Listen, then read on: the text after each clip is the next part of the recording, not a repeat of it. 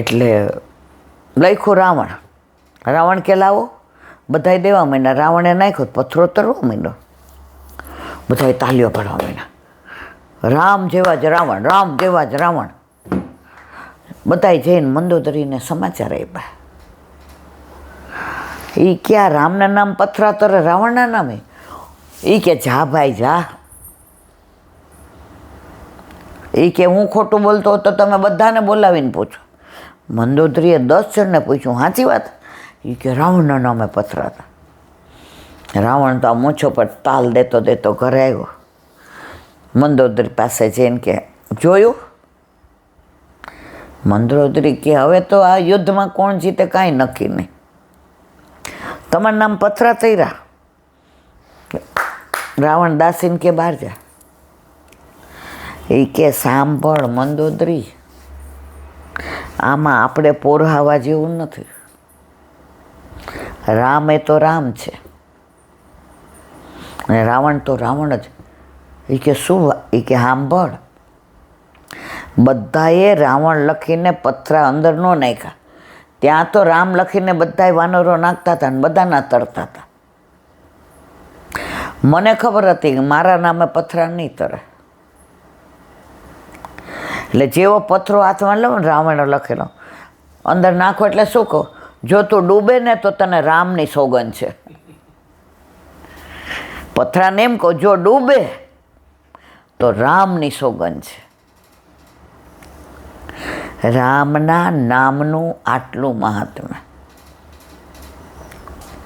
કળયુગ સબસે અધિકાઈ ચોપાઈમાં છે. કેમ? સતયુગમાં તમે દાન ને ધર્મ ને તપ ને યજ્ઞ ને તોય મેળ ન પડે. ત્રેતા દ્વાપર, હવે કળયુગમાં તો બધું શક્ય. તમે જો યજ્ઞ કોઈના સફળ થાય ના થાય, બધું અશુદ્ધ, જમીન જ અશુદ્ધ.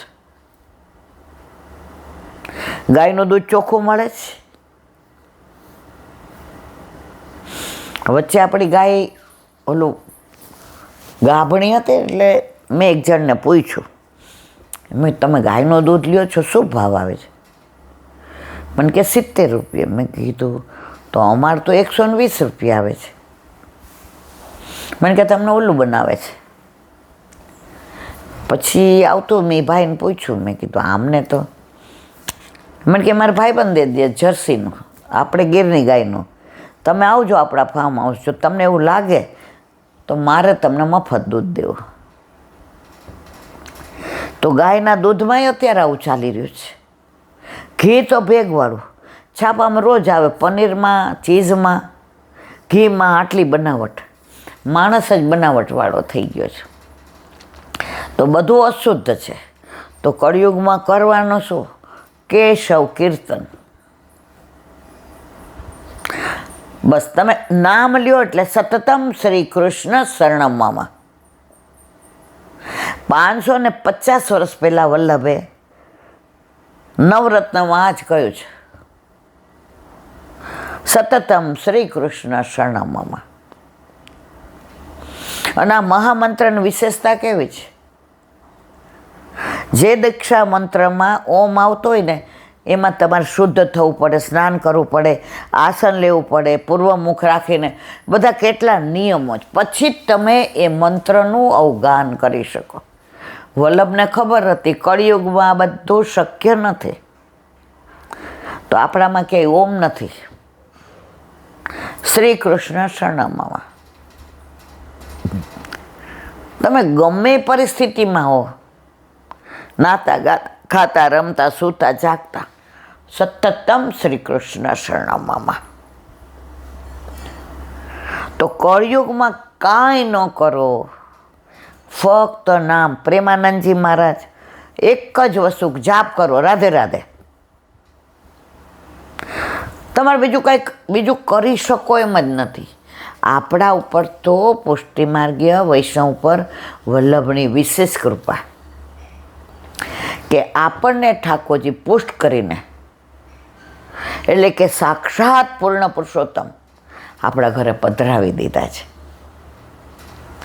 એટલે આપણે તો સેવા ને સ્મરણ ને સત્સંગ ને કીર્તન ને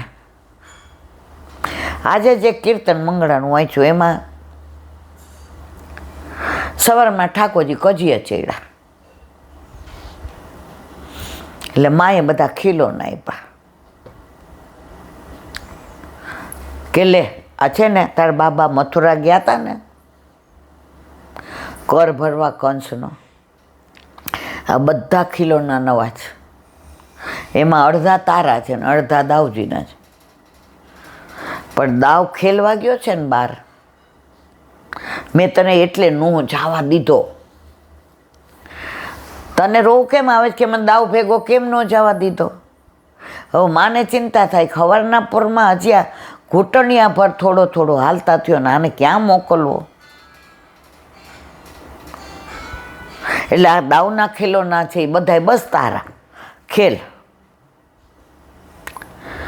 નવા રમકડા જોયા, ઠાકોરજી રાજી થઈ ગયા. આ જુઓ પ્રભુની બાળ લીલા. અને રમે, રમતા જાય ને પૂચકારતા જાય ને ખવડાવતા જાય ને એની હારે બોલતા જાય ને વાતો કરતા જાય ને ડેલી સામું જુએ કે કોઈ ગોપી આવે છે, કોઈ સખા આવે છે. હવે સ્નાન કરાવવાનો ટાઈમ થયો. હવે કે રમકડા મૂકી દે, ચલ દાવ તૈયાર થઈને ગયો છે અને હમણાં તારા સખા બધા સરસ તૈયાર થઈને સરસ વસ્ત્રને ધારણ કરીને હાલતા ને સ્નાન. ઠાકોરજી કે મોકો નહીં સ્નાન કરનો, મૂકો તો ખેલનો હે. માં કેવા રમકડા દેતા તો દેવાઈ ગયા, નવા છે એટલે આ છોડવાનું નહીં. એટલે માં પછી શૃંગારનું બધું લઈને આવ્યા, તળેલા કાજુ ને બદામ ને. લાલા લે, નહીં મોકો નહીં ખાનો. માં કે ભારે કરી. હવે અહીંયા તાતો ઉષ્ણ જળ ને ચોકી ને વસ્ત્ર ને ઉબટનો ને જળ ને બધું તૈયાર. માં કે આને છોડાવા કેમ? ડેલી ખખડવાનો અવાજ આવ્યો નંદબાવા. માં કે જો હમણાં સખા આવશે ને બધાય રમશે ને બધાય જૂના કરી નાખશે અને લઈ જશે. ઠાકોરજી ઊભા થઈ ગયા ને ઓલું પહેર્યું હતું ને એની અંદર આમ ભરીને આમ કર્યું, મેં રખ્યા આવું માં, મેં રખ્યા આવું. માં કે જો અંદર મૂકીને આવ્યા. ડેલી સામું જોયું. એ કે મેં કીધું સ્નાન કરીને આવે છે. ઠાકોરજી સ્નાન કરવા બેસી ગયા. પ્રભુની એક એક પળની એક એક ક્ષણની લીલા મારા વાલા. માહે પડ્યા મહાસુખ માણે, દેખન હારા દાદા.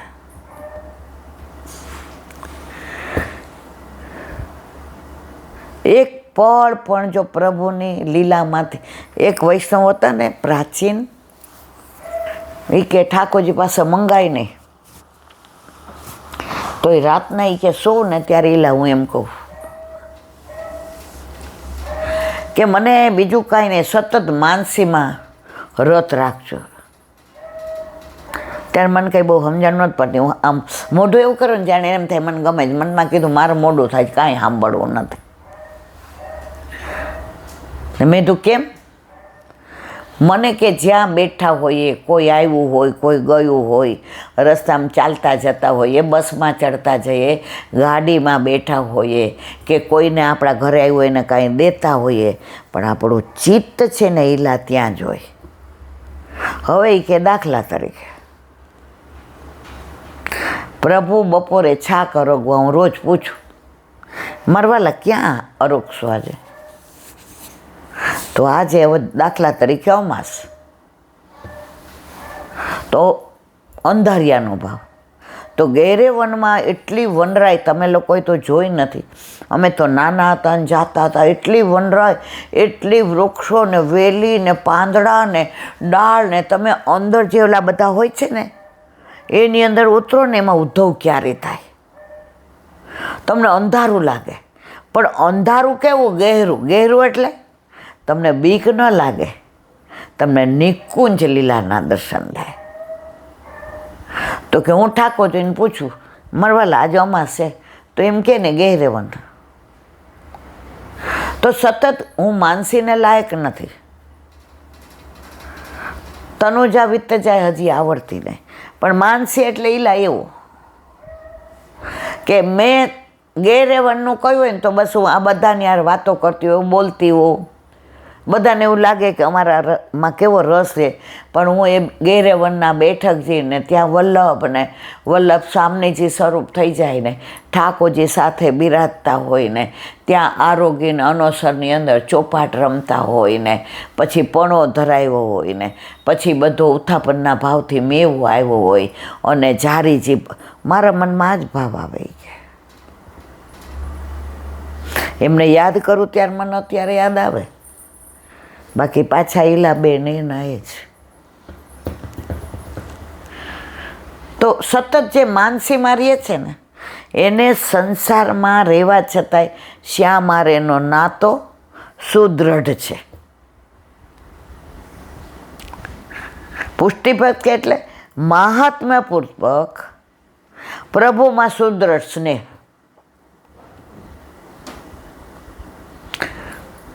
એક જણો હિમાલય પર ગયો, તપ કરે, બસ એવું તપ કર્યું ઇન્દ્રએ. ભાઈ કે બોલ શું જોઈએ છે? એ કે એ મને ખબર નથી. તો તપ શું કામ કરસ? એ કે ખબર નહીં. ઇન્દ્રએ પછી વરુણદેવને કીધું તમે જાઓ ને, આણે તો આપણું સિંહાસન નો હલાવી નાખે કે. વળી તપ. વરુણદેવ કે શું જોઈ છે? એ નથી ખબર. એમ કરતાં બધ છેલ્લે બ્રહ્માજી આવ્યા. એ કે તને મેં તારું સર્જન કર્યું છે, મને તો કે એ ખબર હોત તો બધાનો ઇન્દ્રદેવને ને વરુણને તો કેમ તપ કરસ? એ કે બધા એ કીધું કે હિમાલય ઉપર તપ કરવામાં એ કે એ બધા તો ભગવાન મેળવવા. એ કે એ મને ક્યાં ખબર હતી કે ભગવાન મેળવવા તપ કરે? આપણા બધાની દશા આવે છે. જ્યાં સુધી તમારું ધ્યેય, તમારો ગોલ, તમારી મંજિલ તમને નથી ખબર ને ત્યાં સુધી તમે રસ્તે ભટકવાના જ. અને કોક એવો દુસંગ લાગી જાય ને ઉપર લઈ જઈને ઘા કરે. આવી પુષ્ટિ ભક્તિ. બોલો વલ્લભાતી. દસમ સ્કંદ પૂજ્ય જીજીના યુગલ ચરણારવિંદમાં દંડવત પ્રણામ.